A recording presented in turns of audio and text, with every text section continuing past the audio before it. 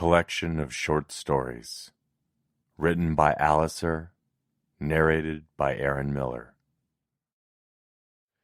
Cave of Secrets. Stony teeth grinned and drew the lone adventurer deeper into the maze. Dripping between the rows of stalactites and stalagmites, rainwater from the heavy storm outside drummed through the ancient limestone cavern. Would he find great treasure or a watery grave? Cryptic ciphers littered the map. Warm torchlight dimmed, food supplies ran low, and a mysterious beast lurked in the darkness, waiting to pounce, stalking him from the shadows. The creature only peeked its golden eyes around corners to watch and wait for the cloaked explorer to lower his guard. For now, the torch was enough to chase the eyes away, but never for long. They would appear ahead of him, behind him, on the left or even the right, seeming almost to be many creatures rather than one in the dark. The same golden orbs would open from a passage high above or from deep cracks along the cavern floor. The adventurer looked over his map once again and let out a long sigh. Blood stained the final clue on the map. Had he known the pirate captain had such a map, he might have been more careful when killing him. He had battled pirate hordes on the high seas, slain evil wizards in their sinister towers, and of course saved a damsel in distress each time. Giving up wasn't an option for the renowned champion of countless voyages, and with this ancient treasure, his name would spread even farther throughout the lands. A growl from his stomach echoed off the stone walls. Time had lost meaning in the underground realm, measured only in the bites of food that remained. Plodding onward, the structure around him shifted from limestone teeth to a forest of crystals. Gemstones sparkled brightly alongside the quartz formations, lit by countless glowworms and their luminescent parents. An endless chasm dropped in the center of the jeweled room. Only a narrow bridge spanned the shadowy abyss, leading to a massive pedestal which held the Ifrit stone. A genie lived in that stone. The daring explorer took a moment to ponder what three things he would wish for. Would it be riches, supernatural power, or perhaps a princess to marry? Food would certainly be the first thing. Riches meant nothing if starvation took him first. He carefully made his way to the bridge. The creature pounced. It came from a cavern high above the explorer's head, swiping with its vicious claws. His heavy cloak took the initial attack, but the beast had him pinned. The adrenaline that poured through his veins was the only thing holding back the fangs of death. Struggling to get free from the deadly cat, he reached for anything he could to help and snatched a skull to jam into its gaping maw. Dry bone shattered, the unfazed beast held its prey firmly. A rough tongue grated against skin as the creature took some time to taste the meal beneath its jet-black paws. Drawing the monstrous feline's attention, a ghastly cry echoed through the corridors.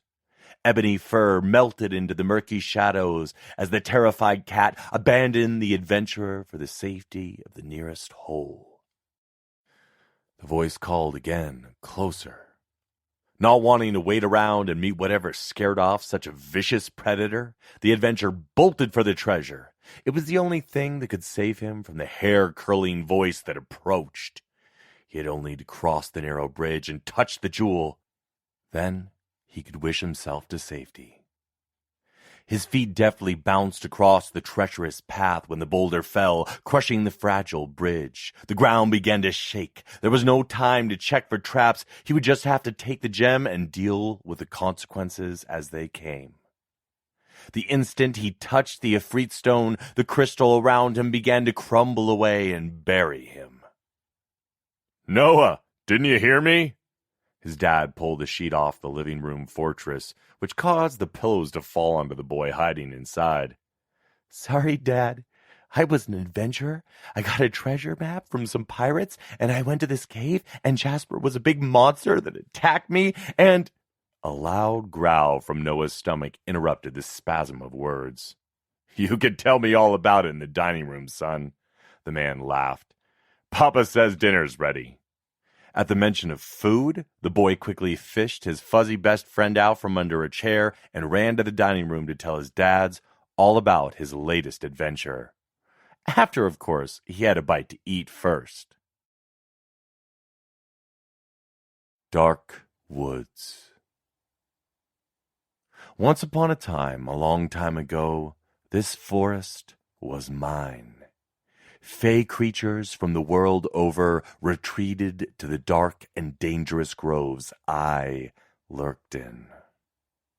When human villages had pushed the creatures of myth to my realm, there were a few confrontations at first. The one law of the woods was born from those initial disagreements. Don't touch my prey. Werewolves were at the top of the food chain, holding the pure cruelty of humans in a strong lupine body. Whispers through the darkness gave many titles to me. Heartless Wolf was my favorite. Coming from the fact I had no heartbeat to speak of, nor did I have the empathy and fear that seemed to come with that useless organ. Then one day, I smelled a human. A slender figure, cloaked in red from head to toe, dared to set foot in my domain. Curious to see why a human would enter the black woods, I followed the pitiful soul a while. The human walked for an hour until a clearing opened up. The scarlet hood blew back in the wind, revealing my prey. Tufts of bushy silver gleamed in the strand of light that fell into the sinister grove. One sapphire eye sparkled alongside brilliant emerald. His porcelain face glowed like the moon itself. The young man bent down to chat with the tiny seedling which sprouted through the grime and decay. "Hello there, little sprout. I have a secret." He looked around to make sure he was alone, his dazzling eyes unable to notice the creatures gathering in the darkness. "The secret has eaten away at me for years, and I can't go another moment without telling someone." The sweet harmonies of birds couldn't compare to his voice echoing through the air. "Nobody else comes into these woods, so you'll keep my secret, right? You won't tell anyone." His words trembled with fear, and a single tear ran down his pale cheek. He leaned in closer to whisper his secret to the tiny plant. A silent breeze carried his secret words to my sharp ears. "I like other guys." More tears ran down his face. Something warm yet fragile grew in my chest. It felt heavy, and it hurt more than any wound I'd ever suffered. At first, the feeling just sat there, reaching down into the pit of my stomach. Thump, thump. Endless cycle. Friday night laundry was the worst. Heart decorations had rubbed themselves in my face all day. The love-struck puppies I called friends and party animals I called roommates were all out. They all had someone to hold close and whisper sweet nothings to. What did I have?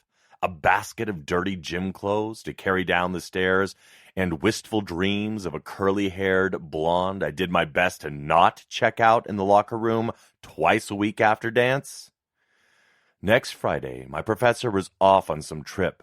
Maybe I could bump into my violin-playing dreamboat between the music hall and the gym and see if he wanted to have a swim buddy. "Hey, I always see you in the locker room after my class. Maybe today we could..." Nope, already dripping with creepy stalker vibe. A few choice words seethed through my teeth and echoed off the crusty basement walls as the washer door smashed my knee. Who was I kidding? I wasn't going to find anyone. My Friday nights would be forever filled with laundry. Life as a famous dancer meant leaving this small town in the middle of nowhere. Who knows where I would end up in the next 6 months? Each engagement announcement that blasted my Twitter left me with a sour feeling in my gut. If only I could forget these dreams. If that's what you really wish for, a voice whispered through the dusty air, I can give you what you want. I spun on my heel and came face to face with the monster. Wispy smoke glowed and floated around the beast's striped fur. Long tusks and a trunk grew from its face. What are you? Baku, Mo. I have had many names through the ages. What do you want? To help you. The creature smiled. To make those painful hopes and wishes disappear. It turned to smoke and drifted around the room until the puffy cloud hovered next to my ear. Think about it. You won't have to think about all the things you wish you had. You won't have to feel the sadness, the emptiness. You won't be tormented by what to say to that musician. Can you really do that? If that is what you wish for. I am a dream eater. I will eat all your bad dreams. I will give you freedom. I will be right here in this basement whenever you desire. My phone vibrated. Yet another picture of happiness in a restaurant plastered in hearts. More impossible dreams of the couple being me and that guy turned to crushing loneliness. Will it hurt? Don't worry. You won't remember a thing. Do it. I found myself walking up the stairs, a basket full of clean laundry. I didn't remember folding everything, but it wasn't the first time I spaced out. I turned off the light and went upstairs, unable to hear the whisper behind me. See you again next week.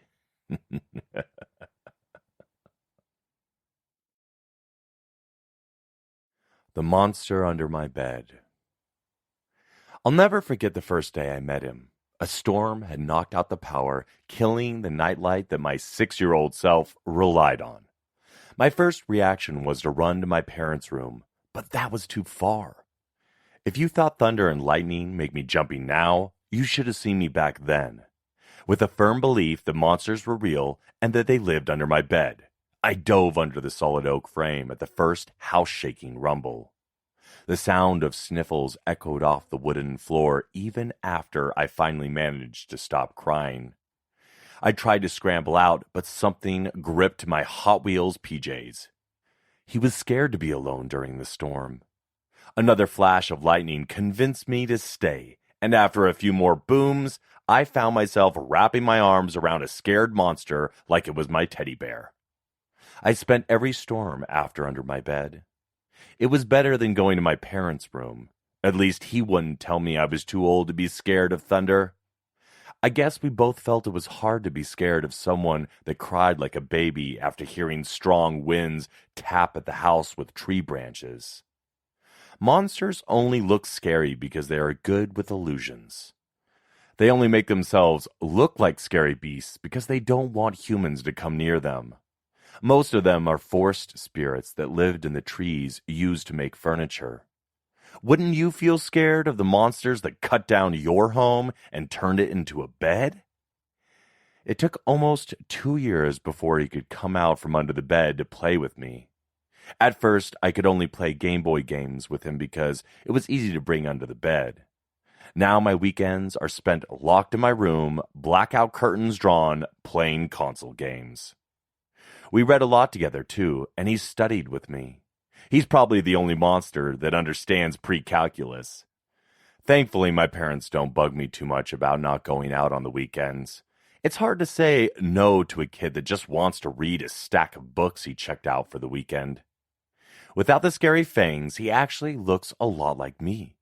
We were the same height for a long time until I hit my recent growth spurt. Now I'm a whole 2 inches taller, which he isn't happy about. It probably doesn't help that I put things on the highest level of the bookshelf, which I can only just reach myself. I'm off to college soon. Summer is almost over, and I move into my new dorm in 2 days. My mom kept trying to talk me into buying a new bed, maybe a loft with a nice desk. She finally dropped it when I threatened to not go to college if I couldn't bring my old bed with me. I'm not going without my study buddy. I just can't explain that to her. When my dad started sending me to the psychiatrist to deal with my imaginary friend problem, I figured it was time to stop talking about the monster under my bed. Apparently, 8 is too old to have an imaginary friend. I can't imagine what he would say if he knew what I was planning. I can't tell you how glad I am that you believe me. I've been so nervous today. It's been great having someone to talk to for the first time since I was 8. I've been thinking about this since prom. I decided to stay home because I wasn't really interested in anyone. We played games for a while, but I was a little down because I had dreamed of going to prom with Prince Charming since I was a freshman. Sadly, high schoolers are way too unstable, and there's no way my dad would let me go to prom with another boy. Although it was just in my room instead of at school, I still got to dance that night. Monsters are bad at dancing, if you were wondering, but it was still so much fun. That was the first night he made my heart skip a beat. Funny that I wished for Prince Charming and ended up falling for the monster under my bed. As soon as the sun goes down tonight, I'm gonna tell him. Stairway to Another World.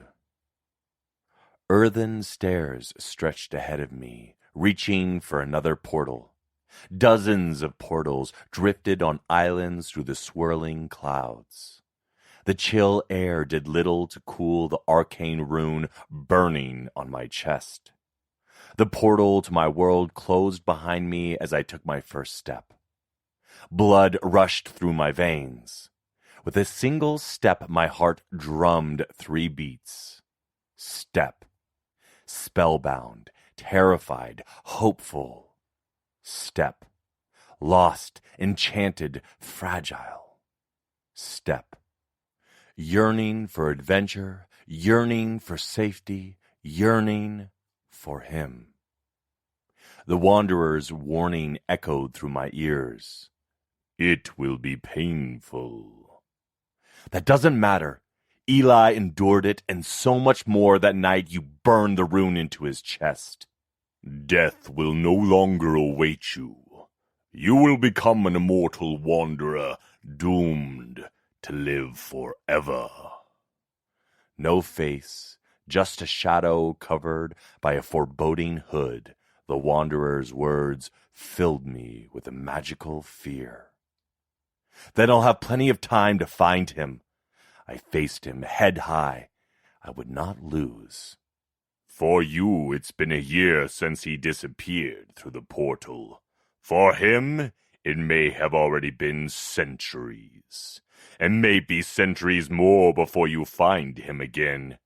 You may never find him in all the worlds. I'll keep looking. Who knows how many worlds he has been to, how many lives he has lived. Who knows what he has long forgotten. Even you. We'll create new memories.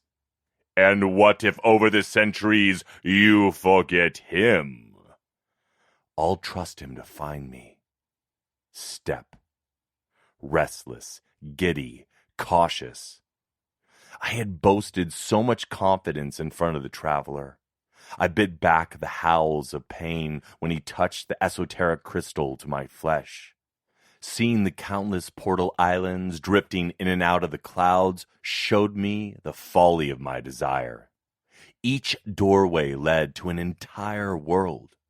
An immortal could truly spend eternity roaming and never seeing everything. But nothing could match the despair of that night. A horde of savage warriors stalked us through the forest. Separated from the small band sworn to slay the barbarian leader, I carried Eli on my back. No place to hide. I could only keep moving. Each step brought them closer. "Leave me, Tam," he begged with each raspy breath. I couldn't. When we were young, we grew together. When we came of age, we made our vows and bound our lives together. We fought together, managed the impossible, and saved our village together, and ran together. We would survive or die together. His life slowly drained from the arrow wounds in his back. I had to go faster, ignore the pain in my legs, ignore my lungs crying for air. We were so close. Pebbles on the ground became rock with each step closer to the mountains. Just a little farther, and we would make it to the cursed caves, a labyrinth of tunnels that never stayed the same. The village elders forbade us from setting foot in the shifting caverns, but of course we didn't listen. When his mom passed, blind grief drove him to those caves. It took me 2 days to find him and bring him home. If we could just make it, our pursuers would be forced to give up. Eli could rest. He could heal, live. Arrows caught the rocks around my feet as I ran into the open chasm, into the darkness. Right, I had no time to light a torch. They were too close. Left, my hand pressed against the stone wall, guiding my run. Right, the passage curved and split. Left, pale blue light danced ahead, guiding me deeper into the mountain. It was magnificent the first time I saw it. The massive stone grew from the bedrock, lined with glowing crystals. I set Eli down and began to tend his wounds. The eldritch light allowed me to find the medical herbs and bandages in my pack. Warmth still clung to his skin. I just needed to stop the bleeding. "I can save him," the darkness called. I drew my sword. "A sword will not save him." Light from the crystals melted together, forming a swirling portal. The wanderer stepped through, face cloaked in shadows. "If you wish, I can grant him eternal life. These wounds will heal instantly, but there is a price." "I'll pay it." "Brave of you. But this is not something you can pay for him. If I help him, he will be sent far from this world. The price he will pay is his life here." "Then take me too," I asked. "I only have the power to bring one." "Damn," Eli whispered. "Go with him. Escape. You'll die if you stay here." "No, you go first. I won't die. I'll find a way to follow you. I swear." Those were the last words I said before the wanderer burned a rune into Eli's chest and took him through the portal. For a year I explored the shifting halls. When I found the portal again, I sat in front of it, pleading for the gate to open and let me in. After 5 days, I laid eyes on the glowing lights and cloaked figure once again. Step. Inferior, lonely, unyielding. "Now that you have seen the stairway of worlds, will you give up? It will be impossible for you to travel around and stumble upon him." I hadn't noticed him come through with me. He must have seen my reaction to my new reality. "You're right." I found a smooth boulder off to one side and sat down. "What are you doing?" the figure asked. "We'll never find each other if we both wander. It's just like when he was lost in the caves. When I found him, he was sitting and waiting for me. He told me it was easier to find someone who wasn't moving. He trusted that I would find him and waited patiently. Now it's my turn." "You're just going to wait here?" "Yes." "You have an infinity in front of you, and you're just going to sit on this rock?" "You said I was immortal. So what if I wait 100 years? So what if I wait 1,000? When he finds me, we will have thousands left to spend together." Innocent laughter rang from under the hood. "You really are the most stubborn man I've ever met." The voice was no longer shrouded in mystery, no longer deep and timeless. It was familiar. I stared at the wanderer as his hands drew back the hood. Awestruck, adored, elated. "I found you,"